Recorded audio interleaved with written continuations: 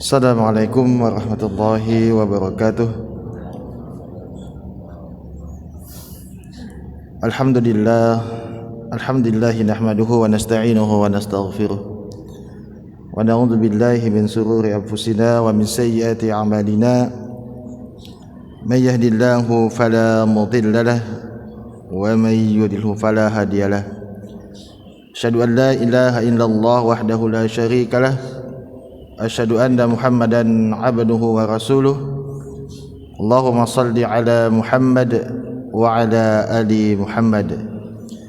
Ya ayyuhalladzina amanu taqullaha haqqa tuqatih wa la tamutunna illa wa antum muslimun. Ya ayyuhalladzina amanu taqullaha wa qulu qawlan sadida yuslih lakum a'malakum wa yaghfir lakum junubakum wa may yuti'illaha wa rasulahu faqad faza fawzan 'azima. Jamaah salat subuh rahimakumullah. Alhamdulillah, segala puji milik Allah Subhanahu wa taala. Allah melimpahkan kita nikmat iman, Islam dan kesehatan, sehingga atas izin Allah Subhanahu wa taala Allah memberikan kita kekuatan berupa kekuatan iman, kesehatan, sehingga kita bisa melangkahkan kaki ke dalam Masjid Syuhada ini melaksanakan ibadah salat subuh berjamaah. Tidak ada satupun kebaikan yang kita lakukan di dunia ini bagi seorang muslim melainkan Allah akan hitung sebagai satu kebaikan yang nantinya akan kita bawa kepada Allah Subhanahu wa taala ketika kita menghadap kepada Allah Subhanahu wa taala. Bahkan dalam satu riwayat disebutkan ketika kita menyingkirkan duri di jalanan pun termasuk perbuatan yang akan mendatangkan kebaikan kita di akhirat kelak. Bahkan ketika kita bertemu dengan saudara kita, kita senyum dengan saudara kita, maka ini merupakan satu amal kebaikan yang akan dicatat oleh Allah Subhanahu wa taala, akan dicatat oleh malaikat Allah Subhanahu wa taala yang nantinya akan menjadikan pembantu ketika kita menghadap kepada Allah Subhanahu wa taala di yaumil akhir kelak. Jamaah yang dirahmati Allah Subhanahu wa taala, maka pantaslah ketika dalam sebuah ayat disebutkan, A'udzubillahi minasyaitonir rajim, inna rahmatallahi qaribum minal muhsinin. Sesungguhnya rahmat Allah itu amat dekat kepada orang-orang yang berbuat baik. Quran surah Al-A'raf ayat 56.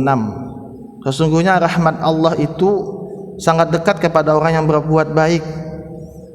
Sebagaimana juga ketika kita melakukan kebaikan, ini diharapkan menjadikan kita sebagai ihsan yang memiliki ketakwaan kepada Allah Subhanahu wa taala.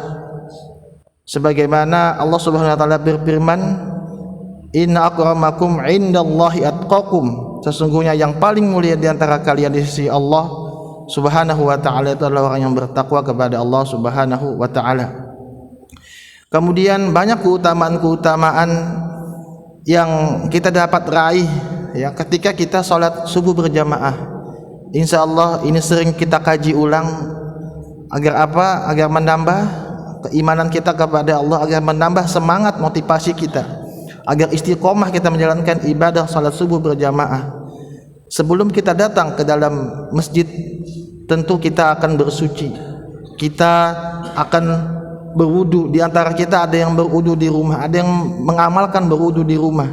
Ketahuilah jamaah, dalam sebuah riwayat disebutkan bahwa kata Rasulullah, barang siapa yang bersuci di rumahnya, ya, barang siapa yang bersuci di rumahnya, lalu dia berjalan menuju salah satu daripada rumah Allah yaitu masjid untuk menunaikan kewajiban yang telah Allah wajibkan, kanat khatwatahu ihdahuma tahuttu khati'atan wal ukhra tarfa'u darajatan.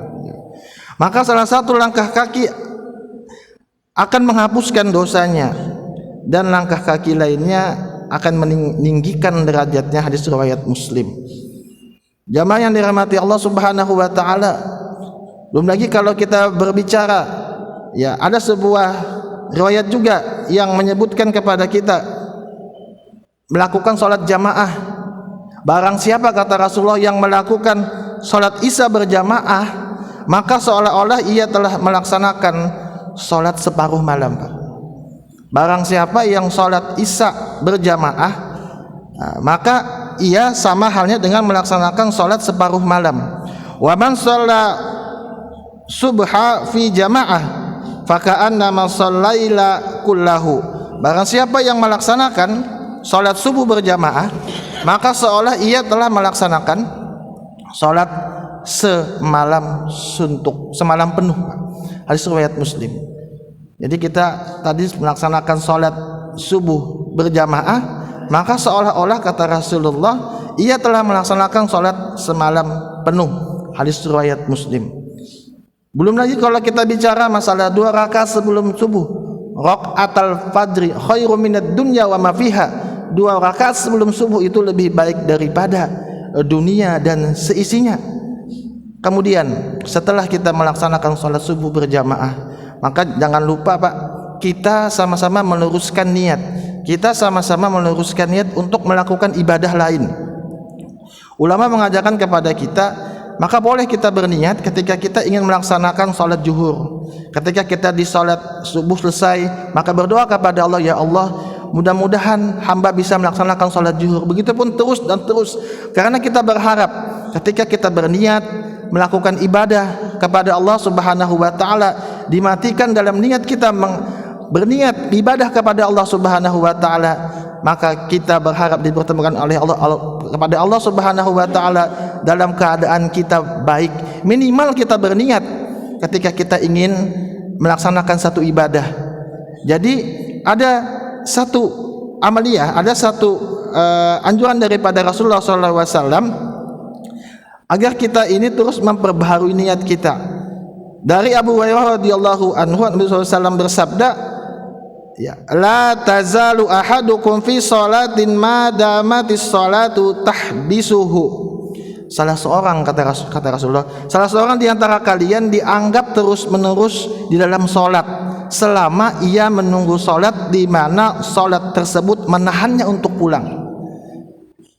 Salat apakah yang terdekat di antara salat ya subuh? Yang paling terdekat adalah salah satunya yang sering kita amalkan, yaitu salat Isra. Apa salat Isra? Salat duha di awal waktu.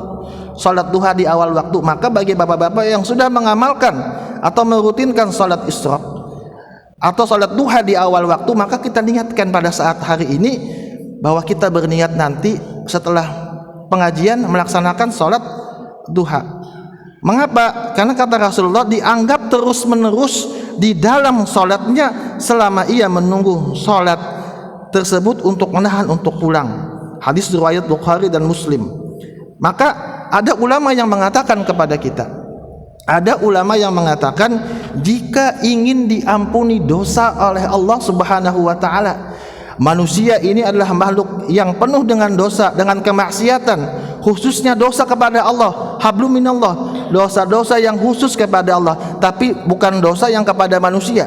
Dosa kepada manusia tentu kita harus memohon ridho, memohon ampun, memohon maaf kepada seseorang tersebut. Ada ulama yang mengatakan bahwa jika ingin diampuni dosa oleh Allah Subhanahu wa taala, maka salah satunya adalah dengan kita merutinkan untuk ya sering-sering duduk, Pak, di masjid menunggu salat, karena malaikat itu akan mendoakan kita. Malaikat akan mendoakan kita untuk dimintakan ampun kepada Allah. Makhluk Allah yang suci, tak pernah berbuat dosa, yang hanya berzikir kepada Allah Subhanahu wa taala, menuruti perintah Allah, mendoakan kita. Jamaah haji ini sudah pada berangkat, Pak. Di antara kita mungkin ada yang bertitip, ada yang bertitip kurma, ada yang bertitip banyu jam-jam, bahkan ada yang bertitip doa, Pak.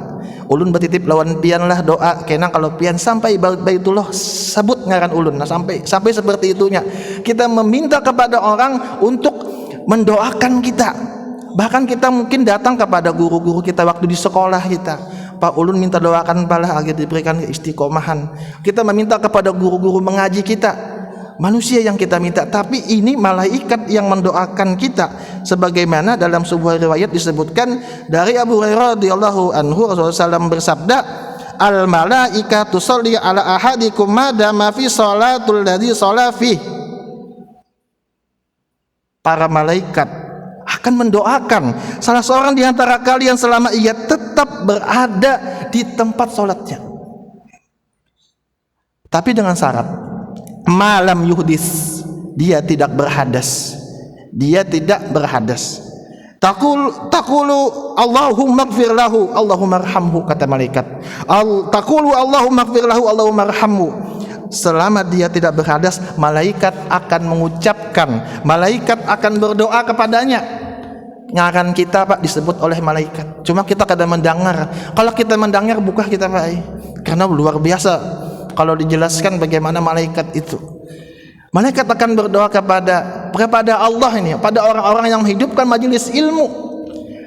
Allahumma ighfir lahu, ya Allah ampunilah si dia, ampunilah dia. Allahumma ighfir lahu Allahumma arhamhu, ya Allah rahmatilah dia. Sehingga hal-hal yang demikian, umur umat Nabi Muhammad yang pendek, maka pantaslah kita sebagai umat yang dirindukan oleh Rasulullah SAW. Pernah ulun sampaikan di sini, ada sahabat yang bertanya kepada Rasulullah, bertanya kepada sahabat, siapakah umat yang terbaik? Siapakah yang terbaik, makhluk Allah yang terbaik?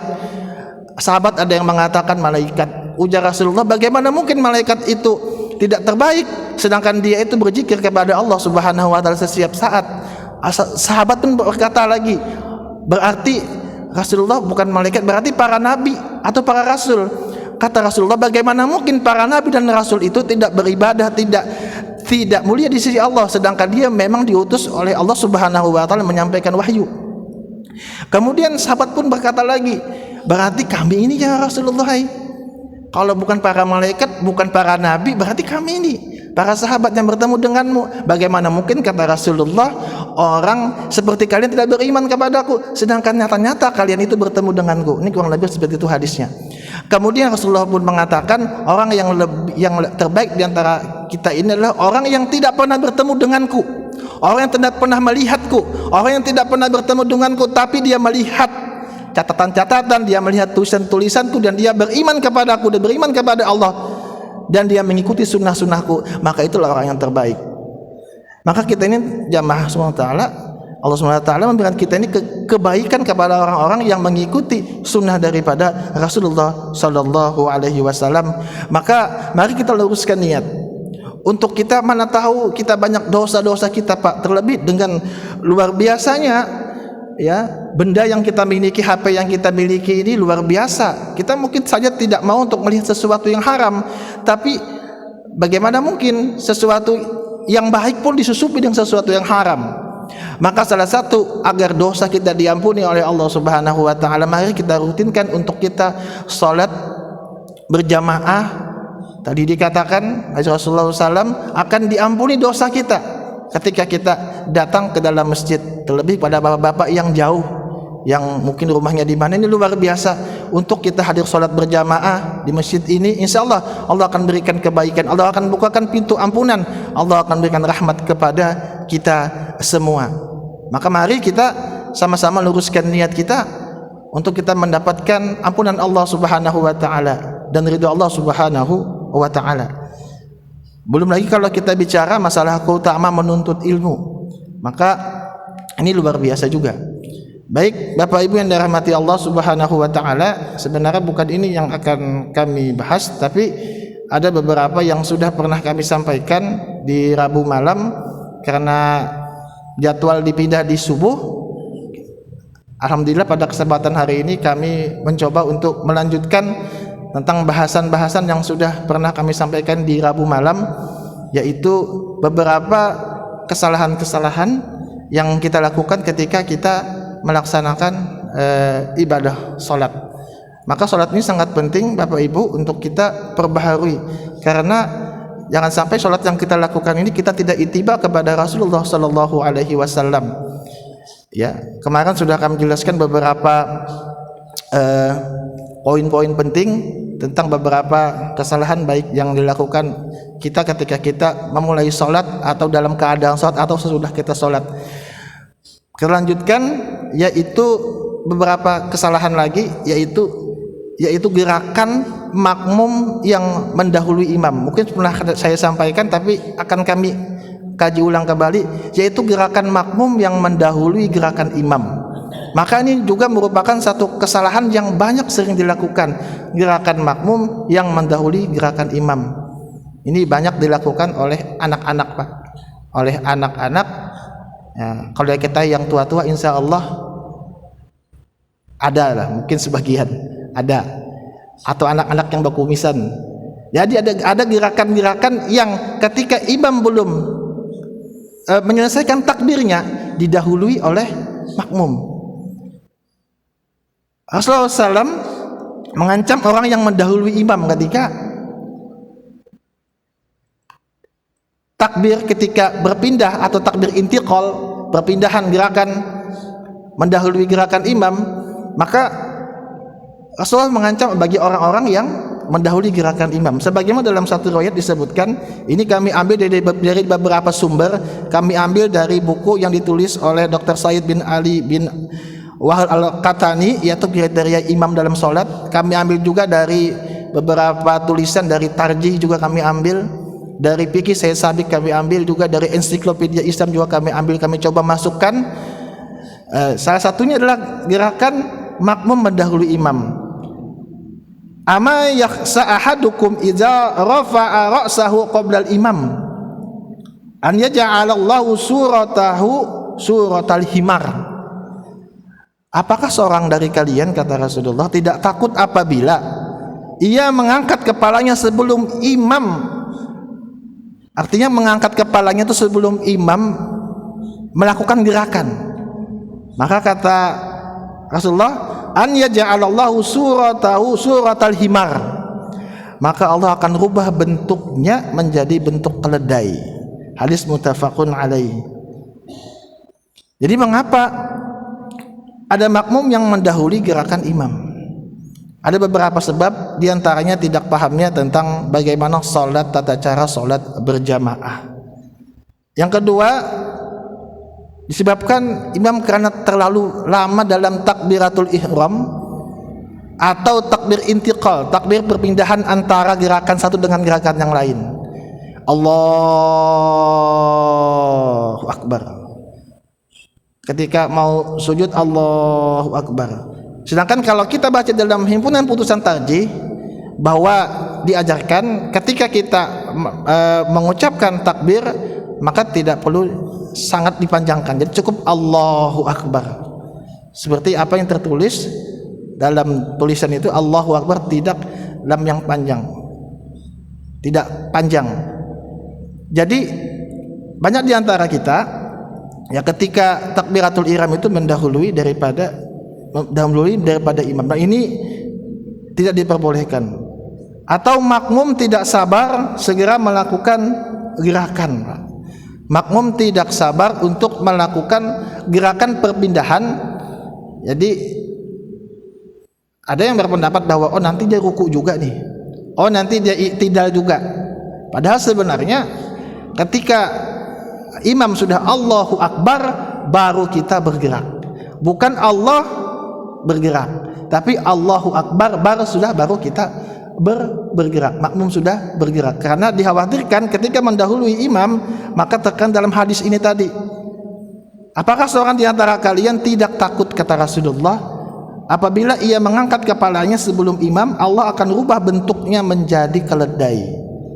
Untungnya Allah Subhanahu wa taala mengubahnya itu ketika nanti kita menghadap kepada Allah, mempertanggungkan segala bentuk amaliyah-amaliyah kita, maka kita akan melihat orang-orang yang akan dirubah oleh Allah menjadi keledai kepalanya. Kalau wajah ini Pak kita diubah menjadi keledai, luar biasa ini. Banyak sekali mungkin keledai-keledai yang mungkin ketangkapan dalam masjid. Allah mengubah kepala kita ketika seseorang ketika menghadap kepada Allah kelak, sesuai dengan hadis yang kami bacakan tadi, hadis muttafaqun alaih. Kemudian selanjutnya adalah tidak membatalkan sholat sunnah ketika iqamah dikumandangkan. Tidak membatalkan sholat ketika iqamah dikumandangkan. Perlu kita garis bawahi, ketika kita datang ke masjid, tujuan kita adalah sholat berjamaah. Dari Abu Hurairah radhiyallahu anhu ia berkata, Nabi SAW bersabda, "Idza uqimatis shalah fala salata illal maktubah. Bila iqamah telah dikumandangkan, maka yang hanya adalah salat wajib. Hadis riwayat Muslim. Pertanyaannya sekarang, bagaimana kita salat sunnah qabliyah subuh misalkan? Maka kita mengetahui keutamaan daripada qabliyah subuh. Rakaatul fajr khairum minad dunya wa ma fiha. Maka ketika sudah iqamah dikumandangkan, posisi kita pada saat di rakaat kedua, pada saat sujud, kita sempat untuk mengikuti gerakan imam takbiratul ihram, maka lanjutkan sholat, Pak. Tapi ketika misalkan Bapak sholat, Bapak ini sholat pada rakaat pertama atau pada rakaat pertama sudah dalam keadaan rukuk misalkan, meyakini bahwa ketika iqamah dikumandangkan oleh muazin, oh ini tidak sempat ikut sholat berjamaah, maka lebih baik dibatalkan. Karena ada perintah Rasulullah SAW, bila iqamah telah dikumandangkan, maka yang ada hanyalah sholat wajib. Akan tetapi jika mampu untuk bersama-sama sholat bersama dengan imam, mampu untuk menyelesaikan sholat sunnah, maka selesaikan sholat sunnah tersebut. Kemudian selanjutnya adalah makmum berdiri sholat sebelum imam berada di tempat imam. Kami ulangi, makmum berdiri sholat sebelum imam berada di tempat imam. Jadi ada di antara kita yang ketika sholat, ya ketika ingin memulai sholat, maka karena mungkin terlalu lama antara jeda waktunya, atau mungkin tidak sabaran lagi imam sholat misalkan, jadi ada di antara kita yang menyuruh imam adalah kasimam pian jadi imam.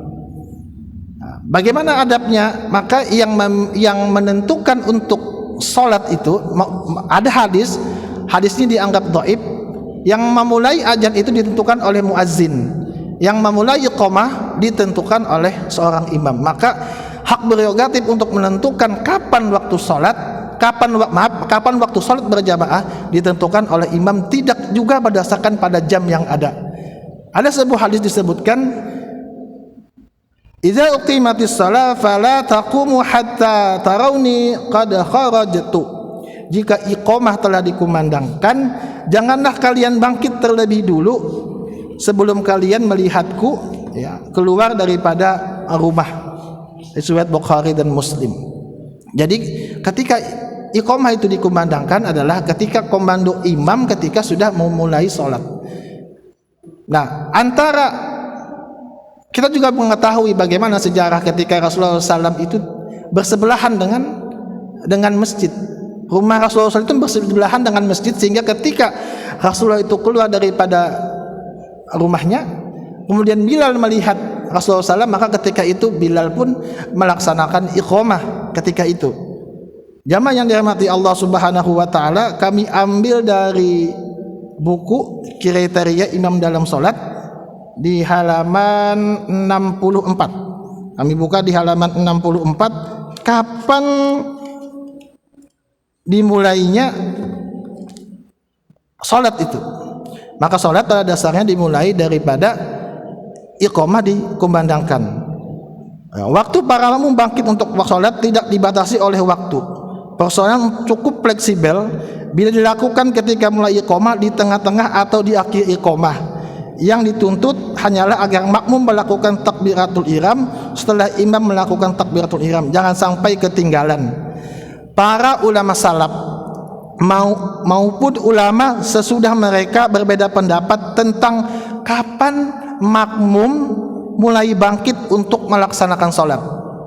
Kapan makmum itu bangkit melaksanakan sholat?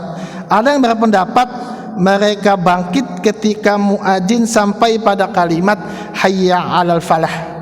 Ketika iqamah dikumandangkan hayya 'alal falah, maka makmum ketika itu sudah imam sudah di depan, maka makmum pun berdiri hayya 'alal falah. Pendapat ini dinukil dari Abu Hurairah. Ada yang berpendapat sampai kalimat hayya 'alas shalah, juga dinukil dari Abu Hurairah.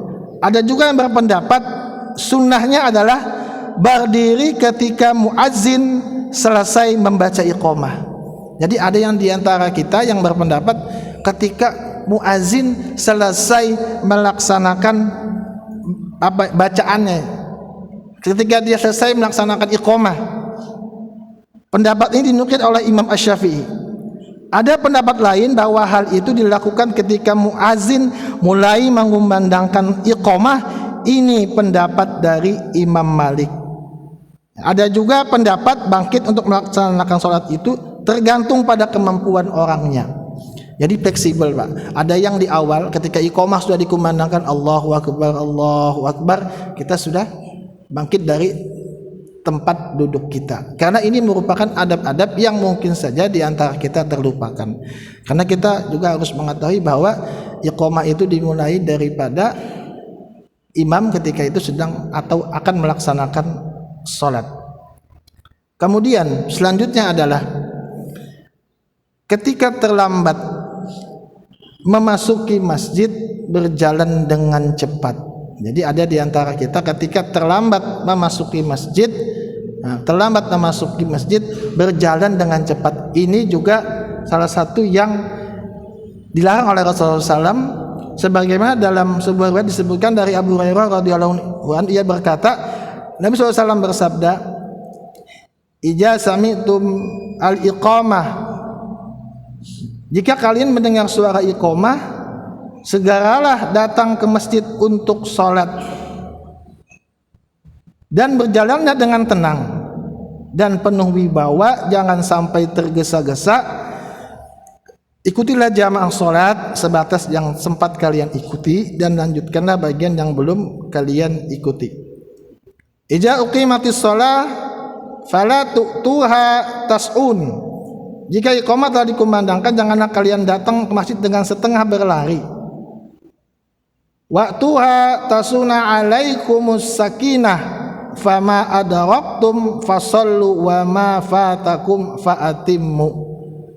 Tapi datanglah dengan tenang, ikutilah jamaah sholat sebatas semampu kalian ikuti dan lanjutkanlah bagian yang belum kalian ikuti. Jadi jangan kita tergesa-gesa untuk ketika masuk, apalagi sampai berlari, Pak. Ini luar biasanya Islam mengajarkan kepada kita, meskipun kita terlambat, bukan melambat-lambatkan lah, meskipun kita terlambat, jangan tergesa-gesa untuk kita datang ke dalam masjid. Dikhawatirkan, ulama mengatakan, ketika kita tergesa-gesa kita berlari, ketika kita berlari untuk datang ke dalam masjid melaksanakan ibadah, maka dikhawatirkan mungkin kita memakai sarung terlalu sempit, bunyi sarung yang luar biasa nyaring, ya, terdengar oleh para makmum misalkan, ke para jamaah yang sholat. Ini juga bisa mengganggu khusyukan ketika melaksanakan ibadah sholat. Nyaring terdengar suara gesekan sarung misalkan, dan juga ini kan merupakan sesuatu yang bisa mempengaruhi ketika kita sholat, mungkin ditambah dengan suara-suara yang lain. Dikhawatirkan kata para ulama, ketika seseorang itu masuk ke dalam masjid dengan tergesa-gesa, dengan berlari, nah, ketika itu mungkin tersandung atau terjatuh sehingga menimbulkan sesuatu hal yang lebih parah, Pak. Mungkin bisa luka atau tidak jadi ikut sholat berjamaah. Maka Rasulullah mengajarkan kepada kita untuk kita tenang sebatas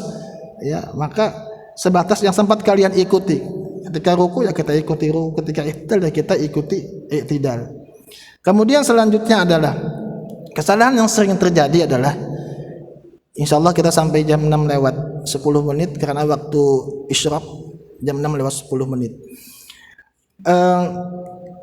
Yang selanjutnya adalah sangat cepat dalam membaca Al-Fatihah. Sangat cepat dalam membaca Al-Fatihah, dan ini sering terjadi di kalangan kita, sangat cepat dalam membaca Al-Fatihah. Dalam tarjih disebutkan ketika kita membaca Al-Fatihah itu, Pak, diharapkan ayat demi ayat. Bismillahirrahmanirrahim. Alhamdulillahirabbil alamin. Ar-Rahmanirrahim tidak disambung. Alhamdulillahirabbil alamin ar-rahmanir-rahim maliki yaumiddin iyyaka na'budu wa iyyaka nasta'in. Di antara kita ada yang seperti itu. Apakah ini salah? Tidak. Akan tetapi tarjih Muhammadiyah dalam tarjihnya lebih menguatkan untuk kita membaca ayat demi ayat. Alhamdulillahirabbil alamin, arrahmanir rahim, maliki yaumiddin, sampai dengan seterusnya. Bahkan ada yang terjadi, apa 10 menit kah, apa 7 menit kah, apa 15 menit kah, salat tercepat seantero dunia. Cuma terjadi di negara Wakanda, saya sebutnya bukan negara Indonesia, negara lain. Ada salat tercepat, membaca Al-Fatihahnya luar biasa, waladhdallin, amin, Allahu akbar. Ini bagaimana salat kau seperti itu, Pak? Sedangkan kita dituntut untuk tumakninah. Tumakninah itu bagian daripada rukun daripada ibadah salat. Maka ada hadis kan yang pernah disampaikan, bagaimana ada orang salat itu Rasulullah menyuruhnya untuk mengulang 3 kali, Pak. Karena dia jangan sangat cepat dia melaksanakan ibadahnya. Nah, ini terjadi di zaman sekarang. Bagaimana ada orang salat luar biasa, salat membaca Al-Fatihahnya luar biasa. Membaca Al-Fatihah dengan cepat itu, Pak, bisa mengakibatkan fatal pada huruf. Nanti insya Allah mungkin Ustaz Ajamudin bisa menjelaskan, karena beliau lebih faqih, lebih paham tentang tajwid. Nah, beliau pakarnya dalam lisan kita. Ketika kita membaca Al-Fatihah itu terlalu cepat, maka bisa mengakibatkan berubahnya makna bacaan dalam salat itu luar biasa. Bahkan dalam satu riwayat disebutkan, la sholata liman lam bi Fatihatil kitab, tidak sah salat seseorang jika tidak membaca Al-Fatihah. Dan ini yang dipegang oleh Majelis Tarjih Muhammadiyah. Jadi baik dia menjadi imam, baik dia menjadi makmum, maka wajib untuk membaca Al-Fatihah. Memang ada hadis menyebutkan untuk mengatakan bahwa Imam Ahmad mengatakan bahwa Al-Fatihah bagi imam itu perlu membaca Al-Fatihah karena imam adalah Fatihahnya makmum. Jadi makmum tidak perlu membaca Al-Fatihah khusus bagi salat jahar. Salat subuh misalkan, salat isya, salat maghrib, itu salat jahar, Pak. Maka Imam Ahmad mengatakan tidak perlu membaca Al-Fatihah bagi makmum karena Fatihahnya imam itu merupakan Fatihahnya makmum. Apa dalilnya? Maka kita harus bicara pada dalil, pada dasar. Tidak boleh bicara sembarangan. Apa dalilnya? Di antara kita mungkin ada yang mengamalkan. Mangkana lahu imam, barang siapa yang sholat di belakang imam, faqira'ahu al-imam lahu qira'ah. Bacaan imam itu menjadi bacaan untuknya. Hadis riwayat Ibnu Majah dan Ahmad dan Ibnu Majah. Apa dalil yang lain? Wa idza quri'al Qur'an fastami'u lahu wa ansitu lahu la'allakum turhamun. Dan apabila dibacakan Al-Qur'an, maka dengarkanlah baik-baik dan perhatikanlah dengan tenang agar kamu mendapatkan rahmat Allah. Quran surah Al-A'raf ayat 204. Akan tetapi Imam Syafi'i mengatakan Fatihah itu wajib, Pak, bagi imam, bagi makmum, meskipun pada salat jahar ataupun apalagi pada salat sir, salat zuhur, atau salat sir, salat asar, salat sir yang tidak kedengaran suaranya, maka itu wajib. Itu pendapat Imam Syafi'i. Inilah juga yang diambil oleh Majelis Tarjih Muhammadiyah. Bukan berarti menyalahkan ini, tapi lebih menguatkan pendapat ini. Baik imam, baik makmum pada salat jahar atau pada salat sir wajib membaca Al-Fatihah. Apa dalilnya? Yang tadi saya sebutkan dari Ibnu As-Samit, diriwayatkan bahwa Rasulullah SAW bersabda, la salata liman lam yaqra bi Fatihatil kitab. Tidak sah salat orang yang tidak membaca pembuka Alkitab Al-Fatihah. Ini pendapat yang kedua. Nah, jadi kami pribadi lebih condong untuk membaca Al-Fatihah, baik itu salat ketika menjadi imam tentunya, dan ketika menjadi makmum, ketika salat khususnya salat jahar. Jamaah yang dirahmati Allah Subhanahu wa taala, kita tidak perlu terlalu panjang lebar membahas perbedaan ini karena itu pasti ada, Pak. Ini rame kalau kita bahas perbedaan ini. Tapi yang pasti di antara kita mungkin saja ada jamaah yang masih tidak membaca Al-Fatihah, yang mungkin berdasarkan pendapat yang pertama yang dilakukan oleh Imam Ahmad tadi. Kemudian, maka perlu untuk kita berhati-hati ketika kita membaca Al-Fatihah. Membaca Al-Fatihah karena apa? Belajar ilmu tajwid itu fardu ain, Pak. Khususnya ketika kita membaca Jadi perlu untuk kita belajar, Pak, khususnya membaca surah Al-Fatihah untuk kita membaca dalam sholat kita. Contoh misalkan, pernah saya sampaikan di sini. Kita membaca misalkan Bismillahirrahmanirrahim. Ada huruf ha di situ. Bismillahirrahmanirrahim. Dengan nama Allah yang Maha Pengasih lagi Maha Penyayang. Kalau kita ubah, Pak, haknya menjadi hak besar. Contoh, Bismillahirrahmanirrahim, misalkan begitu. Hak kita ubah menjadi hak besar, maka berubah itu. Ini Ustadz Najamuddin yang mungkin lebih pahamnya, yang faqihnya masalah ilmu tajwid. Karena ada orang, Pak, yang bisa membaca Al-Quran dengan tajwid yang benar, tapi dia teori tidak bisa, Pak. Pernah saya sampaikan juga, karena beliau guru saya, Ustadz, saya tanya sama Ustadz Najamuddin waktu itu, pernah waktu beliau ngajar ke saya, waktu di tarbiyah, Ustadz, kenapa ada orang-orang dulu, saya masih ingat jawab Ustadz Najamuddin, kenapa ada orang-orang dulu itu kok dia fasih dalam membaca Al-Quran, tapi dia nggak tahu ini idgham, ini qalqalah. Karena dia memang tidak belajar teori, tapi dia langsung belajar praktek. Ada orang yang paham praktek tapi teori enggak. Nah, lebih bagus adalah paham teori, paham praktek. Bismillahirrahmanirrahim. Artinya, Pak, dengan nama Allah Maha menurunkan penyakit melalui hujan gerimis yang berkepanjangan dengan menyamakan hak dengan hak. Jadi berubah maknanya. Maka mari kita di antara ini, masalah masih banyak, Pak, kesalahan-kesalahan ini saya rangkum dari beberapa tulisan, dari beberapa buku saya coba rangkum. Mudah-mudahan nanti ke depan kita bisa lanjutkan. Jam 6 lewat sudah menit, sudah waktu surut. Kan tetapi lebih baik ketika kita melaksanakan salat Isra itu dilebihkan sedikit, Pak. Karena ada dalam satu riwayat saya sebutkan, lupa tadi, memang ada keutamaan ketika kita duduk. Ya, ketika kita sholat, kita duduk berjamaah, ya, kita duduk, kemudian kita menunggu sholat suruh, maka kita akan mendapatkan pahala haji dan umroh. Kata Rasulullah, barang siapa yang melaksanakan sholat subuh berjamaah, secara berjamaah, lalu ia duduk sambil berzikir kepada Allah. Berzikir di sini bisa membaca zikir pagi petang, bisa kita duduk, kita mendengarkan pengajian, bisa membaca Al-Quran. Kemudian kata Rasulullah, kemudian dia sholat 2 rakaat, yaitu sholat Isra, maka ia seperti memperoleh pahala haji dan umroh tammah, sempurna. Hadis riwayat Tirmidzi. Nah, cuma ada satu hadis disebutkan, la taharu bi sholatikum tulu asyamsi. Janganlah mengerjakan sholat kalian ketika matahari terbit, Pak. Jadi misalkan jam 10 menit, itu jamnya matahari terbit, Pak. Janganlah kalian sholat ketika matahari terbit dan matahari tenggelam, karena ketika itu terbit 2 tanduk setan, Pak. Terbit 2 tanduk setan. Jelaskan oleh ulama hadis bahwa terbit 2 tanduk setan di sini maksudnya adalah orang-orang, diantaranya orang-orang Yahudi itu melakukan ibadahnya itu ketika hal-hal demikian, ketika pada waktu-waktu demikian.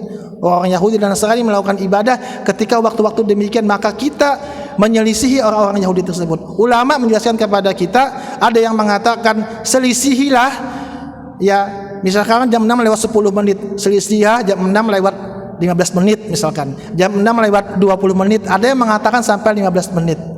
Silahkan kita melaksanakan sholat Isra. Tapi juga ada yang mengatakan juga ya nggak apa-apa, jam tepat pada waktunya.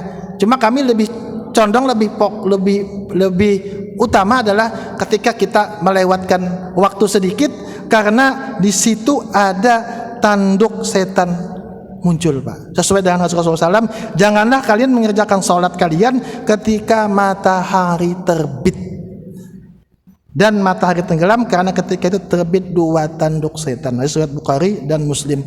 Semoga Allah Subhanahu wa taala memberikan kita keistiqomahan dan kita kekuatan, memberikan kita keimanan kepada Allah Subhanahu wa taala dengan keimanan yang luar biasa untuk melaksanakan ibadah-ibadah yang seterusnya, ibadah-ibadah yang berkelanjutan. Kita berdoa kepada Allah Subhanahu wa taala agar dimatikan dalam keadaan husnul khatimah. Semoga Allah Subhanahu wa taala merahmati kita. Ulun mohon maaf atas segala apa yang ulun sampaikan. Jika ada kekeliruan pribadi dari kami sendiri, jika yang benar datang daripada Allah, daripada lisannya Rasulullah dan Allah Subhanahu wa taala. Subhanakallahumma wa bihamdika asyhadu an la ilaha illa anta astaghfiruka wa atubu ilaik. Assalamualaikum warahmatullahi wabarakatuh.